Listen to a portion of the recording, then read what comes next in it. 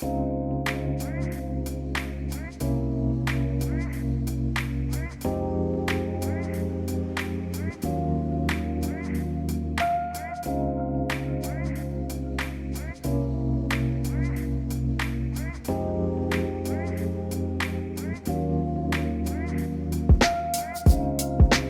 my friends and welcome back to my channel. My name is Tiffany and we are here today for another cook with me video. In today's video we are making a low carb Tuscan chicken. I have had this recipe pinned on my Pinterest now for many a year and I have never made it. I have made lots of things very similar, but I am excited to give this recipe a try. I might just add a little dose of a little something here and there just to kind of zhuzh it up and give it a little bit of my own twist, but I'm excited to make this recipe. It is low carb, however, for my family who doesn't eat low carb, I will be making pasta on the side for them. And then for dessert, I am absolutely craving something that is full of sweetness and flour. I just want like a cake or a cookie or a brownie or something. So today I am actually going to be making a Oreo chaffle. Now if you don't know what a chaffle is, it is a cheese waffle. It sounds disgusting, I know. This was my first week ever having a chaffle. I made just regular chaffles for dinner one night. I was craving like Eggos or homemade waffles, and to be honest with you, it was incredible. I put some salted butter on top along with some sugar-free syrup, and it was incredible. So good. I show how to make that in my weekly vlog over on my Patreon weight loss group, but I can have the recipe linked for you down below. It is from Pinterest, but they are absolutely delicious. So we're gonna try another kind of chaffle today. I'm excited to make this Oreo chaffle. It's like chocolate and cream cheese and goodiness. So I just can't wait to enjoy that. So without any further ado, let's go ahead and get started.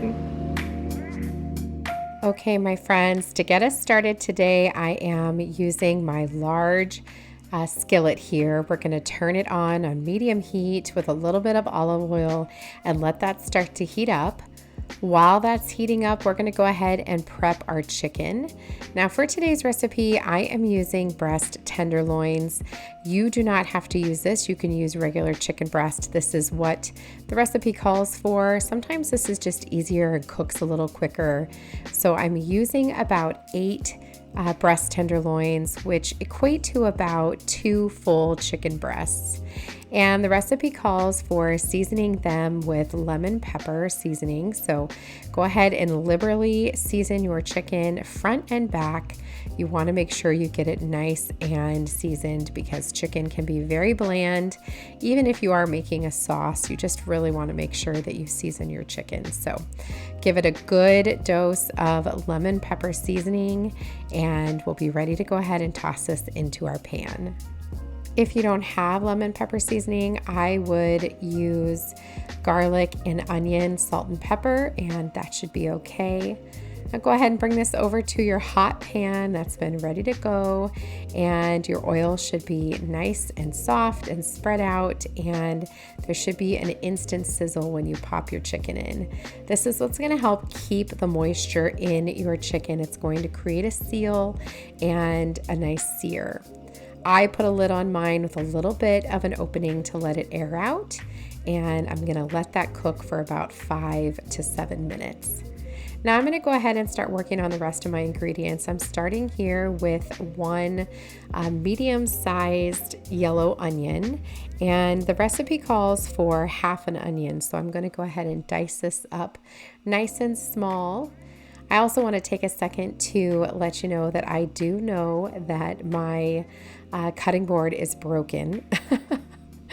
It's actually, I think, the last time I'm going to be able to use it. I think I'm going to need to go get a new one. I broke it when I was pounding out chicken one night recently, and yeah, so I try to keep it together, but it's just not working. So that's okay. This is from Walmart. It was only $20, so I'm going to go ahead and just grab another one. I like this. It's a good size, and I love the color. Once I'm done dicing up my onion, I'm gonna go ahead and work on my garlic. Now I found this adorable garlic holder here from the Target dollar spot. I think it was $3, and I just keep it here by my stove. And I am using what's called an elephant garlic. This is giant. It's just one giant garlic clove, which is crazy. I'd never seen anything like this. However, last weekend for Michaela's birthday, we needed fresh garlic and they didn't have any. This is all they had. So it tastes exactly the same. It's just one giant garlic clove. So we're going to go ahead and get that diced up really small. Now, if you don't have fresh garlic or you can't find it, which has been the case here in my area, I am having a terrible time finding fresh garlic. They have not had it. So I do typically just use garlic that I have already minced and in the fridge, and that works perfectly fine. Some people feel like that tastes different. I don't really, but I did have this fresh garlic, so I wanted to use it.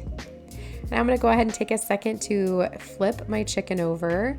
As you can see, it's got a nice golden brown to it. This is the importance of letting your chicken just sit for a while. Don't mess with it, don't move it, and make sure that your pan is nice and hot when you put your chicken in, and that's going to give you that beautiful color.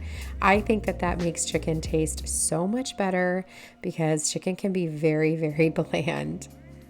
All right, now we're going to work on preparing the rest of our ingredients. So for this recipe, it calls for 1 cup of heavy cream. So I'm just prepping that and I'm going to bring it over by our skillet. And then it's going to be time to take our chicken out and start on the rest of our sauce. So I've got a plate here to the side. I'm just going to go ahead and take the chicken out. If you have tin foil, you can cover it up. Otherwise, you can do what I did. I just let it rest. Do not cut your chicken while it's hot, any meat for that matter. You want to let that rest for a couple of minutes and let the juices inside just redistribute. And then I'm adding in about another tablespoon of olive oil, and I'm putting in our diced onion here. Going to give that a good stir. It's already starting to caramelize. You can smell it. I wish I had smell-o-vision for you. It smells so good. There's nothing better than the smell of garlic and onions in your house. Like, it just means something delicious is being cooked. So once you have your onions cooking for a couple of minutes, go ahead and add in your garlic. You're only going to want to cook this for about a minute or two. Be careful that it doesn't burn. Garlic can burn very quickly. My skillet is on medium, or maybe just a little below medium, so that nothing burns. Now for this recipe, I'm going to be using white cooking wine. It does call for 1/3 cup of chicken broth. However, I just love the depth of flavor that cooking wine or wine brings to any kind of meal that has, a creamy kind of Italian-based sauce. So I'm using this to deglaze the pan. Again, just 1/3 cup. Don't panic, let it bubble. It will cook off all of the alcohol, so you don't have to worry about feeding this to your children. And if you have just regular white wine, that's better to use than the cooking wine, but for such a small amount, the cooking wine does perfectly fine. Just to make sure that I have enough fluid, since the wine does kind of cook off a little, I did add probably about 2 tablespoons of the chicken broth. And now we're going to add in our 1 cup of heavy cream and give that a good stir. And this is pretty much the base of your sauce. Everything from this point on is just going to be seasoning. So go ahead and let that come to a simmer. While that's simmering, you can dice up or chop up your sun-dried tomatoes. Now, sun-dried tomatoes are my mouth is watering as I'm talking about this, and I already ate it, but sun-dried tomatoes are such a delicious flavor additive to any kind of Italian meal. They go so well with chicken, Parmesan, spinach. This is something that I kind of throw together on my own anytime, really. It's just so delicious, and they're sweet and they're chewy. They've got a little tang to them. So we're going to toss these into our bubbling heavy cream. They don't really need to be cooked. They're already nice and soft. You're just going to warm them up. So stir them into your sauce. You'll need about a half a cup, and I just diced them up into bite-sized pieces just to make sure that you could kind of distribute them across your bites. Go ahead and add in about a half a cup of Parmesan, fresh Parmesan, and then you're going to add in your seasoning. So I'm adding in Italian seasoning, garlic powder, salt, and pepper, and this is going to be to taste. It's really all about how much you like and what you like. You can add more, add less. Put some in, give it a good stir, give it a taste. If you feel like it needs more, you can always add more. You can't take it out, so make sure that you don't go too liberal, but you'll want to make sure that you give it a good seasoning, because nothing is worse than super bland food. Once you have your sauce made, it's time to add in our spinach. Now, this is up to you how much spinach you would like to add. I didn't add a ton because my family doesn't love spinach. I do. So I added in enough for me to enjoy, not necessarily for my family to enjoy. So just go ahead and toss that in. It will wilt. So stir it into your sauce. And then I'm going to add my chicken back in so that that can warm up and just kind of simmer in our sauce as we prepare this meal. It's so very good. Now, as I said, I'm just going to eat the chicken as it is. However, you can make some pasta on the side, some zucchini noodles, something like that if you want some noodles, or if your family would like some pasta, but it is delicious all on its own, I promise you.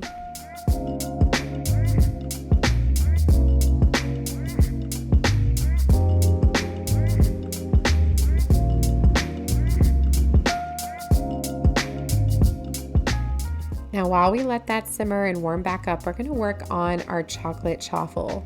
We're starting off with 1 cup of mozzarella cheese. You want shredded mozzarella cheese. And then you're going to add in 2 whole eggs. This is what's going to make it nice and fluffy. Next up, you need 2 tablespoons of a sugar substitute in confectioner's, nice powdered sugar. And then you're also going to add in 2 tablespoons of unsweetened cocoa powder. I prefer the special dark. I just feel like it's got such a delicious depth of flavor, but you could do regular cocoa powder too. Just make sure that it's unsweetened. You're going to blend this, so I'm using just a smoothie blender. You could do this in a regular blender, but you want something that's going to combine all of your ingredients and really chop up your cheese really, really small. So just get yourself some kind of blender of some sort, that, food processor if you have that.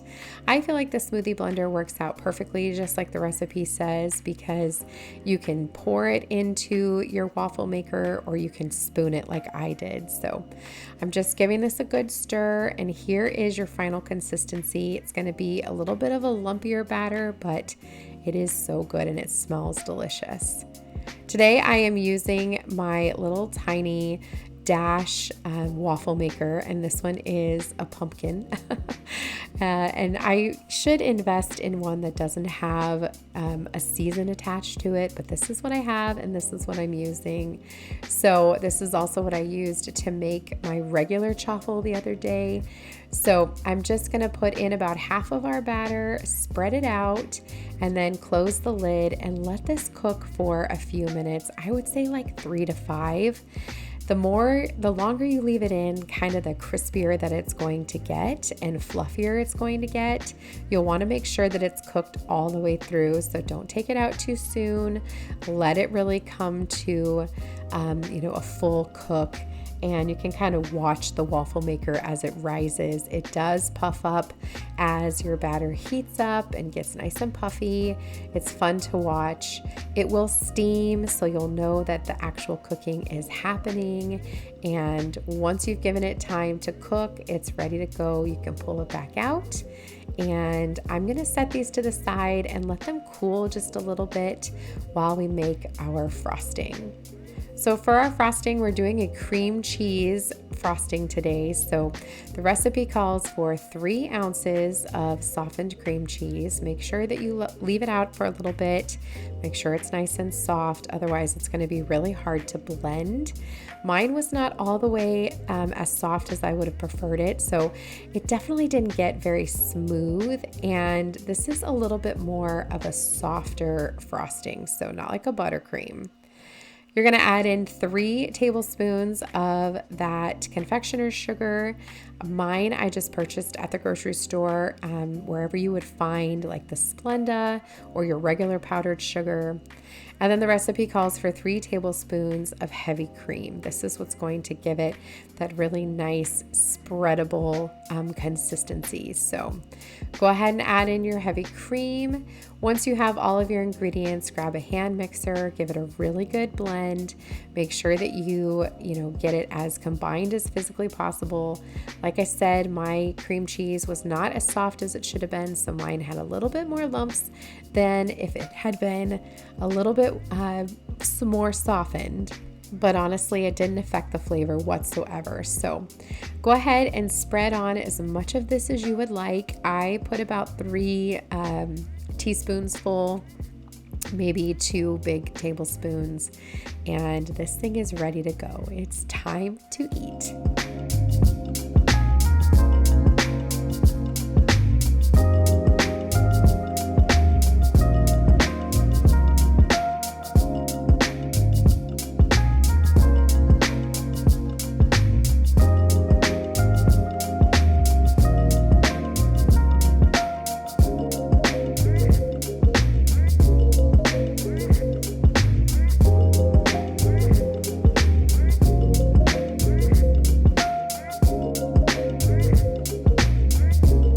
Okay, my friends, it is time to give our food a try. Here is our chicken, looking and smelling phenomenal. I cannot wait to have a bite of this. I am so hungry. I've been saving myself for this. Make sure I get a good little bit of everything. You guys know how I do. I like a little bite of all of the above.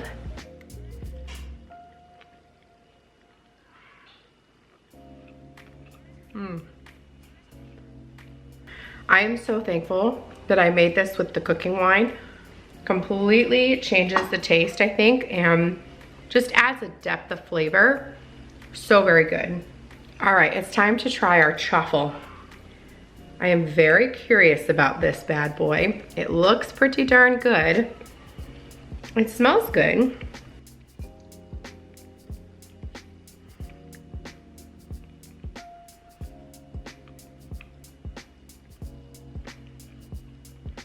It's not bad. Definitely not as good as smothering it with the sugar-free syrup, but absolutely delicious. And when you're craving something sweet and just yummy, this is only 2 net carbs, so you cannot beat this. Okay, my friends, that brings us to the end of another Foodie Friday Cook With Me video. I hope that you found some inspiration. I'm going to devour this food, and until the next one, my friends, happy eating.